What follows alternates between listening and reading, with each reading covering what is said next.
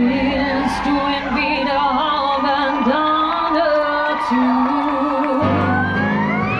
Wart nicht, bis er was tut, was tun musst du. Nicht ohne Lock hat Power und hat Mut.